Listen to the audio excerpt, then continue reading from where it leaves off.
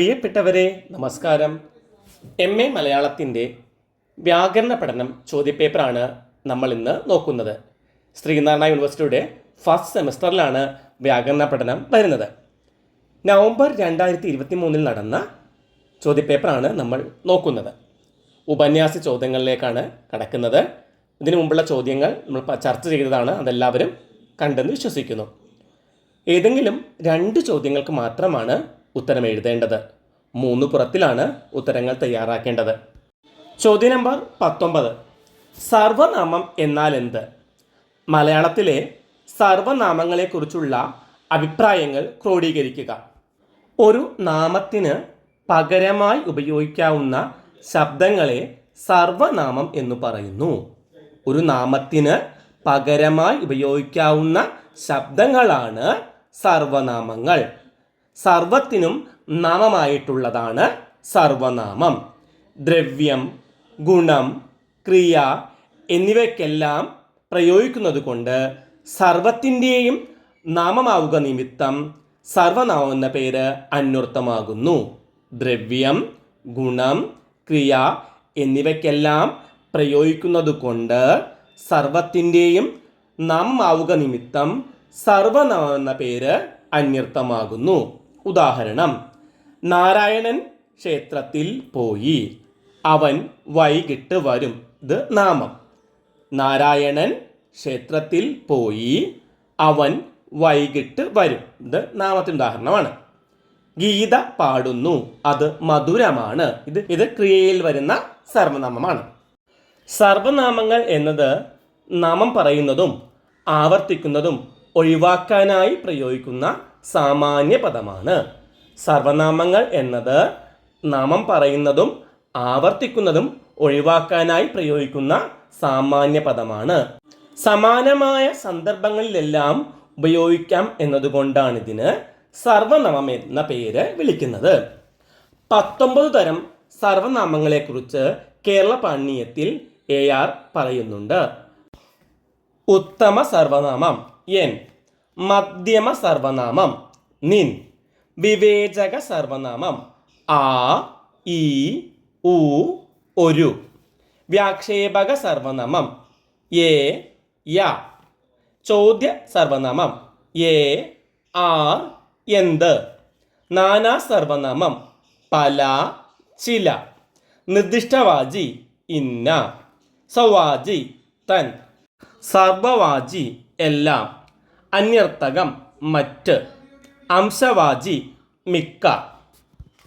ലിംഗം, വചനം, വിഭക്തി എന്നിവ അനുസരിച്ച് സർവനാമങ്ങൾക്ക് രൂപഭേദങ്ങൾ ഉണ്ടാകും. ലിംഗം, വചനം, വിഭക്തി എന്നിവ അനുസരിച്ച് സർവനാമങ്ങൾക്ക് രൂപഭേദങ്ങൾ ഉണ്ടാകും.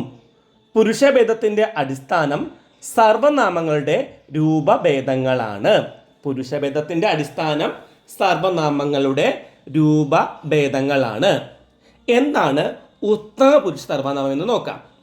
സംസാരിക്കുന്ന ആൾ തന്നെപ്പറ്റി പരാമർശിക്കുമ്പോൾ സ്വന്തം പേര് പറയാറില്ല. ആ പേരിന് പകരമായി ഉപയോഗിക്കുന്ന സർവനാമമാണ് ഉത്തമ പുരുഷ സർവനാമം. സ്വയം പരാമർശിക്കാൻ ഉപയോഗിക്കുന്നതാണ് ഉത്തമ പുരുഷ സർവനാമം. സ്വയം പരാമർശിക്കാൻ ഉപയോഗിക്കുന്ന സർവനാമമാണ് ഉത്തമ പുരുഷ സർവനാമം. ആരോട് സംസാരിക്കുന്നുവോ അയാളെ പരാമർശിക്കാൻ ഉപയോഗിക്കുന്ന സർവനാമമാണ് മധ്യമ പുരുഷ സർവനാമം. സംസാരിക്കുന്നയാളെ പരാമർശിക്കുന്നതാണ് മധ്യമ പുരുഷ സർവനാമം.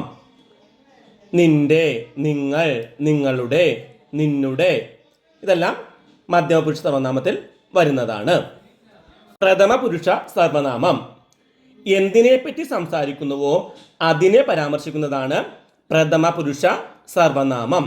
അവൻ, അവൾ, അദ്ദേഹം, അവ ഇതെല്ലാം പ്രഥമ പുരുഷ സർവനാമമാണ്. ഉത്തമ പുരുഷ സർവനാമത്തിൽ വരുന്നതാണ് എൻ, ഇത്, ഏൻ, ഞാൻ, ഞങ്ങൾ, എൻ്റെ ഇതെല്ലാം ഉത്തമ പുരുഷ സർവനാമത്തിലാണ് വരുന്നത്. നമ്മൾ 3 എണ്ണം പറഞ്ഞു: ഉത്തമ പുരുഷ സർവനാമം, മധ്യമ പുരുഷ സർവനാമം, പ്രഥമ പുരുഷ സർവനാമം. സർവത്തിനും നാമമായ നാമം താൻ സർവനാമം എന്ന് കേരള പാണിനീയം കാരിക 36 AR രാജരാജവർമ്മ സർവനാമത്തെ നിർവചിക്കുന്നു. എല്ലാ വസ്തുക്കളെയും ഓരോന്നായോ എല്ലാം കൂടിയോ കുറിക്കുന്ന നാമത്തിന് തന്നെയാണ് സർവനാമം എന്ന് പറഞ്ഞു വരുന്നത്. എന്നതിനാൽ തന്നെ നാമം എന്ന വിഭാഗത്തിൽ തന്നെ ഇതിനെ ഉൾപ്പെടുത്താമെന്നും സാമാന്യ വിഭാഗത്തിൽ കണക്കാക്കേണ്ടതില്ല എന്നും കേരള പാണിനി വിശദീകരിക്കുന്നുണ്ട്. നാമങ്ങൾക്ക് പ്രതിയായി ചൊല്ലപ്പെടുന്നവ പ്രതിസഞ്ജകൾ തന്നെ എന്ന് ഗുണ്ടർട്ട് പറയുന്നു. നാമങ്ങൾക്ക് പ്രതിയായി ചൊല്ലപ്പെടുന്നവ പ്രതിസഞ്ജകൾ തന്നെ എന്ന് ഗുണ്ടർട്ട്. സർവം എന്നർത്ഥമുള്ള നാമങ്ങളും അർത്ഥാൽ സർവത്തെയും പറയാവുന്ന നാമങ്ങളുമാണ് സർവനാമെന്ന് പാച്ചുമുത്തത്. സർവം എന്നർത്ഥമുള്ള നാമങ്ങളും അർത്ഥാൽ സർവത്തെയും പറയാവുന്ന നാമങ്ങളും. തനിച്ചു നിൽക്കുമ്പോൾ അർത്ഥമില്ലാതെയും ഒരു നാമാർത്ഥത്തെ നിർദ്ദേശിച്ചിട്ടുള്ള മാത്രം അർത്ഥമുള്ളതായി വരുന്നതുമായ ശബ്ദങ്ങൾ സർവനാമങ്ങൾ ആകുന്നു എന്ന് ശേഷഗിരി പ്രഭു. തനിച്ചു നിൽക്കുമ്പോൾ അർത്ഥമില്ലാതെയും ഒരു നാമാർത്ഥത്തെ നിർദ്ദേശിച്ചിട്ട് മാത്രം അർത്ഥമുള്ളതായി വരുന്നതുമായ ശബ്ദങ്ങൾ സർവനാമങ്ങളാകുന്നു എന്ന് ശേഷഗിരി പ്രഭു.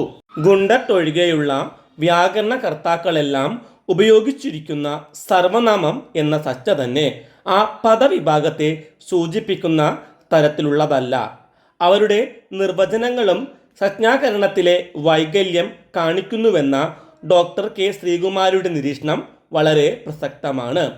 സർവത്തിനും നാമമായിട്ടുള്ളവ അല്ലെങ്കിൽ എല്ലാത്തിനും ചേരുന്നവ എന്ന അർത്ഥത്തിലുള്ള നിർവചനങ്ങളാണ് അതിലധികവും. ഈ അർത്ഥത്തിൽ സൂചിപ്പിക്കുന്ന തരത്തിലുള്ള സ്വഭാവം മാത്രമല്ല സർവനാമത്തിനുള്ളത്. സർവനാമം നാമത്തിനു പകരം അല്ലെങ്കിൽ നാമത്തിൻ്റെ സ്ഥാനത്ത് ഉപയോഗിക്കുന്ന എന്നതാണ് അതിൻ്റെ സൂചകധർമ്മം. സർവനാമം നാമത്തിന് പകരം അല്ലെങ്കിൽ നാമത്തിൻ്റെ സ്ഥാനത്ത് ഉപയോഗിക്കുന്നത് എന്നതാണ് അതിൻ്റെ സൂചകധർമ്മം. ഗുണ്ടർട്ട് സൂചിപ്പിക്കുന്ന പ്രതിസഞ്ജ എന്ന പദം ഏറെക്കുറെ സർവനാമത്തിൻ്റെ ഈ ധർമ്മത്തെ ധ്വനിപ്പിക്കുന്നുണ്ട്. നാമങ്ങൾക്ക് രൂപഭേദം വരുന്നത് അവ അടയാളമായിരിക്കുന്ന വസ്തുക്കളെയും ലിംഗത്തെയും സംഖ്യയെയും വിഭക്തിയെയും കാണിക്കുന്നതിനായിട്ട് ആകുന്നു എന്ന് ജോർജ് മാത്തൻ പറയുന്നുണ്ട്. നാമങ്ങൾക്ക് രൂപഭേദം വരുന്നത് അവ അടയാളമായിരിക്കുന്ന വസ്തുക്കളെയും ലിംഗത്തെയും സംഖ്യയെയും വിഭക്തിയെയും കാണിക്കുന്നതിനായിട്ടാകുന്നു. ഇപ്പോൾ ഈ പറഞ്ഞതിൽ നിന്നെല്ലാം സർവനാമം എന്നത് ഒരു പകരം പദമാണ് എന്ന് നമുക്ക് മനസ്സിലാകുന്നു. ഇനി CL ആന്റണി എന്താണ് ഇതിനെക്കുറിച്ച് പറഞ്ഞതെന്ന് നോക്കാം. ലിംഗഭേദവും പ്രത്യയങ്ങളും പ്രത്യേക രൂപവും ഉള്ളതിനാൽ സർവനാമത്തെ ഒരു പ്രത്യേക പദവിഭാഗമായി പരിഗണിക്കണമെന്നാണ് CL ആന്റണി പറയുന്നത്. ലിംഗഭേദവും പ്രത്യയങ്ങളും പ്രത്യേക രൂപവും ഉള്ളതിനാൽ സർവനാമത്തെ ഒരു പ്രത്യേക പദവിഭാഗമായി പരിഗണിക്കണമെന്ന് CL ആന്റണി പറയുന്നു. ഇനി 20ാമത്തെ ചോദ്യം നോക്കാം. വർത്തമാനകാല പ്രത്യയമായ ഉന്നുവിൻ്റെ ആഗമനം വിവരിക്കുക. ക്രിയ നടക്കുന്ന സമയത്തെ കാണിക്കുന്നതാണ് കാലം. കാലം എന്ന് പറഞ്ഞാൽ ക്രിയ നടക്കുന്ന സമയത്തെ കാണിക്കുന്നതാണ്. ക്രിയ നടന്ന കാലത്തെ സൂചിപ്പിക്കുവാൻ ധാതുവിൽ ചെയ്യുന്ന വികാരമാണ് ഈ ഉപാധിയുടെ പരിധിയിൽ വരുന്നത്. സംഭവിച്ചു കഴിഞ്ഞത് ഭൂതം എന്നും ഇപ്പോൾ സംഭവിക്കുന്നത് വർത്തമാനം എന്നും ഇനിമേൽ സംഭവിക്കുന്നത് ഭാവി എന്നും കാലത്തെ 3ആയി തിരിക്കുന്നുണ്ട്. ഭൂതകാലത്തിന് ഈ എന്നതാണ് പ്രത്യയം, വർത്തമാനകാലത്തിന് ഉന്നു എന്നതും ഭാവി കാലത്തിന് എന്നുമാണ് പ്രത്യയങ്ങൾ. മലയാളത്തിലെ വർത്തമാനകാല പ്രത്യയമായ ഉന്നുവിൻ്റെ നിഷ്പത്തിയെക്കുറിച്ച് ഭാഷാ പണ്ഡിതന്മാർ വിഭിന്ന അഭിപ്രായക്കാരാണ്. മലയാളത്തിലെ വർത്തമാനകാല പ്രത്യയമായ ഉന്നുവിൻ്റെ നിഷ്പത്തിയെക്കുറിച്ച് ഭാഷാ പണ്ഡിതന്മാർ തന്നെ വിവിധ അഭിപ്രായങ്ങളാണ് പറഞ്ഞിട്ടുള്ളത്. ഉന്നുവിൻ്റെ പരിണാമ ചരിത്രത്തെക്കുറിച്ചുള്ള പ്രധാന അഭിപ്രായങ്ങൾ നോക്കാം. കാഡ്വെൽ, തമിഴ് മലയാളങ്ങളിലെ വർത്തമാനകാല പ്രത്യയം ഒന്നു തന്നെയാണെന്നതിന് സംശയമൊന്നുമില്ല എന്ന് റോബർട്ട് കാഡ്വെൽ ദ്രാവിഡ ഭാഷകളുടെ താരതമ്യ വ്യാകരണം എന്ന പുസ്തകത്തിൽ പറയുന്നു. അദ്ദേഹത്തിൻ്റെ വാദങ്ങൾ ഇങ്ങനെ സംഗ്രഹിക്കാം. തമിഴിൽ കിൻഡു, കിറു എന്നീ 2 വർത്തമാനകാല രൂപങ്ങളുണ്ട്. കിൻഡു, കിറു എന്നിങ്ങനെ 2 വർത്തമാനകാല രൂപങ്ങളുണ്ട്. ഇവയിൽ കിൻഡുവാണ് പ്രാചീനം. അനുനാസിക ത്യാഗം മൂലം കിൻഡു കിറുവായി. ഇൻഡുവിനോട് ഭവ്യാർത്ഥ സൂചകമായ കകാരം ചേർന്നാണ് കിൻഡു എന്ന രൂപം ഉണ്ടാകുന്നത്. കിൻഡുവിൽ നിന്നാണ് മലയാളത്തിലെ ഉന്നുവിൻ്റെ നിഷ്പത്തി എന്ന് റോബർട്ട് കാൾഡ്വെൽ പറയുന്നു. ചുരുക്കി പറഞ്ഞാൽ കിൻഡു കകാരലോപം സംഭവിച്ച് ഇൻഡു എന്നാകുന്നു. ഇൻറ്റുവിന് അനുനാസികാദി പ്രസരം സംഭവിച്ച് ഇന്നു എന്നാകുന്നു. പഴയ മലയാള രൂപമാണ് ഈ, അത് ഉ എന്നായി പരിണാമം സംഭവിക്കുന്നു. അങ്ങനെ ഉന്നു ആകുന്നു എന്നാണ് റോബർട്ട് കാൾഡ്വെൽ പറയുന്നത്. ഡോക്ടർ ഗ്രാലും ഈ അഭിപ്രായക്കാരൻ തന്നെയാണ്. ഇനി AR രാജരാജവർമ്മയുടെ അഭിപ്രായങ്ങൾ നോക്കാം. ഡോക്ടർ ഗ്രാലിൻ്റെയും ഗുണ്ടർട്ടിൻ്റെയും അഭിപ്രായങ്ങളോട് വിയോജിപ്പുണ്ട്. കാലത്തിൻ്റെ പോക്ക് എന്ന അർത്ഥത്തിൽ ഇറ എന്നൊരു ധാതു തമിഴിലുണ്ട്. കാലത്തിൻ്റെ പോക്ക് എന്ന അർത്ഥത്തിൽ ഇറ എന്നൊരു ധാതു തമിഴിൽ ഉണ്ട്. ഇറന്ത കാലം എന്ന് പറഞ്ഞാൽ തമിഴിൽ വർത്തമാനകാലം എന്നാണ് അർത്ഥം. ഇറന്ത കാലം എന്നതിന് തമിഴിൽ വർത്തമാനകാലം എന്നാണ് അർത്ഥം. ഇറ എന്നതിനോട് ക എന്ന ഇടനില ചേർത്ത് കിറ എന്നും, ഇറ എന്നതിനോട് ക എന്ന ഇടനില ചേർത്ത് കിറ എന്നും, കിറ എന്നതിനോട് അവതാരിക ഭാവി പ്രത്യയമായ ഉ ചേർത്ത് കിറു എന്ന രൂപവും ഉണ്ടാകുന്നു. ഒന്നും കൂടി പറയാം.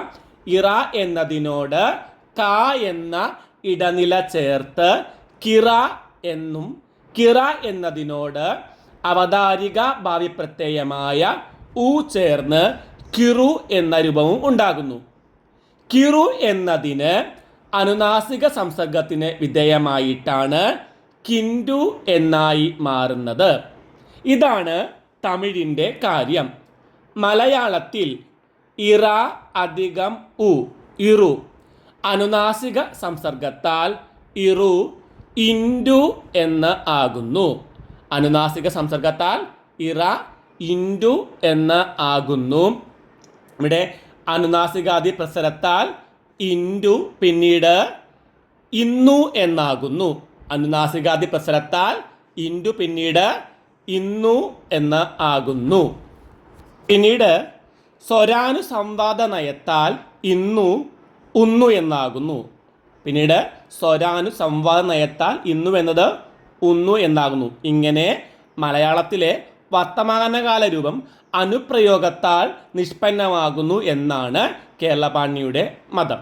ഇങ്ങനെ മലയാളത്തിലെ വർത്തമാനകാല രൂപം അനുപ്രയോഗത്താൽ നിഷ്പന്നമാകുന്നു എന്നാണ് കേരളപാണി പറയുന്നത്. യൂറോപ്യൻ വൈയാകരണന്മാരും കേരളപാണിയും വർത്തമാനകാല ആഖ്യാനത്തെക്കുറിച്ച് ആവിഷ്കരിച്ചിട്ടുള്ള സിദ്ധാന്തങ്ങൾ ആധുനിക വൈയാകരണന്മാർ തിരസ്കരിക്കുകയാണ്. ഭാഷാ പഠനങ്ങൾ, കേരളപാണീയ ഭാഷ്യം എന്നീ ഗ്രന്ഥങ്ങളിൽ ഉന്നുവിൻ്റെ ഉത്ഭവത്തെക്കുറിച്ച് CL ആൻ്റണി അഭിപ്രായം പറയുന്നുണ്ട്. അദ്ദേഹത്തിൻ്റെ അഭിപ്രായം നോക്കാം. ഉദു എന്നതാണ് പൂർവ്വരൂപമെന്ന് അദ്ദേഹം പറഞ്ഞു. ഉദു എന്നതാണ് പൂർവ്വരൂപം. കന്നഡയിലും തെലുങ്കുവിലും ഉദു പ്രത്യയം വർത്തമാനകാല വിനയച്ച രൂപങ്ങളിൽ കാണുന്നുണ്ട്. ഈ പ്രത്യയം തെലുങ്കുവിലും കന്നഡയിലും വർത്തമാനകാല വിനയച്ച രൂപങ്ങൾ കാണുന്നുണ്ട്. ഉദാഹരണം ചേസ്തു. ഉദു അനുനാസിക സംസർഗത്താൽ ഉന്തുവായും അനുനാസികാദി പ്രസരത്താൽ ഉന്നുവായും മാറുന്നു. ഉദുവാണ് പൂർവ്വരൂപം. അത് അനുനാസിക സംസർഗത്താൽ ഉന്തു എന്നാകുന്നു. ഉന്തു പിന്നീട് അനുനാസികാദി പ്രസരത്താൽ ഉന്നു എന്നാകുന്നു. CL ആൻ്റണി പറയുന്നു. ഡോക്ടർ M ലീലാവതി പറയുന്നത് മലയാളത്തിൽ ഉന്നുവിന് പുറമെ ഉണു എന്നൊരു വർത്തമാനകാല പ്രത്യയമുണ്ട് എന്നാണ്. ഉന്നു എന്നതിന് പുറമെ ഉണു എന്നൊരു വർത്തമാനകാല പ്രത്യയമുണ്ട്. നടക്കുണു, വരുണു. ഈ ഉണു, ഉന്നു എന്നിവയുടെ മൂലം കിൻഡുവാണ്. എന്നാൽ പരിണാമചരിത്രം ഭിന്നമാണ്. ഗുണ്ടർട്ടും കേരളപാണിയും കരുതുന്നത് പോലെ ഇൻഡു അനുനാസികാദി പ്രസരത്താൽ ഇന്നു ആവുകയില്ല. അതായത് വത്സ്യമായ നഗാരം ദന്ത്യമായ നഗാരം ആവുകയില്ല. വർത്തമാനകാല ആഖ്യാതം ഉനനു അല്ലല്ലോ, ഉന്നു ആണല്ലോ. അനായാസമായും സുഗമമായും ഉന്നു എന്ന പ്രത്യയത്തിലേക്ക് ചെല്ലുന്നതാകുന്നു ആധുനിക മതം. ഇന്നത്തെ ക്ലാസ് നമുക്കിവിടെ അവസാനിപ്പിക്കാം. ഈ ചോദ്യപേപ്പറിൻ്റെ അവസാന ഭാഗവുമായി മറ്റൊരു ക്ലാസ്സിൽ കാണുന്നതുവരെ എല്ലാവർക്കും നന്ദി, നമസ്കാരം. ക്ലാസ് ഇഷ്ടമായെങ്കിൽ ലൈക്ക് ചെയ്യാനും ഷെയർ ചെയ്യാനും കമൻറ്റ് ചെയ്യാനും മറക്കരുത്. സബ്സ്ക്രൈബ് ചെയ്യാത്തവരുണ്ടെങ്കിൽ സബ്സ്ക്രൈബ് ചെയ്യുക. വീണ്ടും ഒരിക്കൽ കൂടി നന്ദി, നമസ്കാരം. നിർത്തുന്നു.